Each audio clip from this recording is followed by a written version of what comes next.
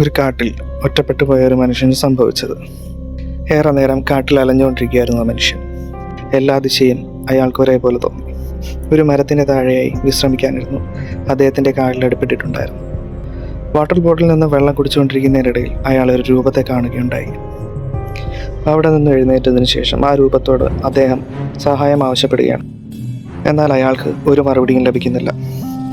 താൻ അടുത്തോട്ട് ചെല്ലും തോറും ആ രൂപം ദൂരേക്ക് പോകാൻ തുടങ്ങി.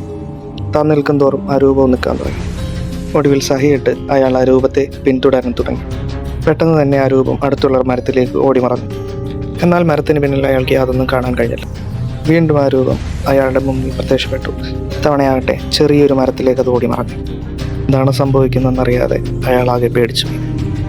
ആ ചെറിയ മരത്തിനടുത്തേക്ക് എത്തിയതും അയാൾ അവിടെയെല്ലാം നോക്കി. എന്നാൽ ഒരു കൈ വന്ന് അയാളുടെ കയ്യിൽ പിടിച്ചു. ആ ചെറിയ മരത്തിൽ നിന്നും 2 കൈകളും ഒരു തലയും പുറത്തേക്ക് വന്ന് അയാളെ ശ്രദ്ധിക്കാൻ തുടങ്ങി. ഭയന്നു പോയ മനുഷ്യൻ ഇറങ്ങി ഓടാൻ തുടങ്ങി. ഒരു വേരിൽ തട്ടി മറിഞ്ഞു വീണ അദ്ദേഹം അവിടെ ചുറ്റും നോക്കി. അവിടെ പലതരത്തിലുള്ള ശബ്ദങ്ങൾ കേൾക്കാൻ തുടങ്ങി. അദ്ദേഹം ഒരു മരത്തിൻ്റെ പിന്നിൽ ഒളിച്ചു. എന്താണ് അദ്ദേഹത്തിന് സംഭവിച്ചത്? നിങ്ങളുടെ അഭിപ്രായം കമൻറ്റ് രേഖപ്പെടുത്തുക.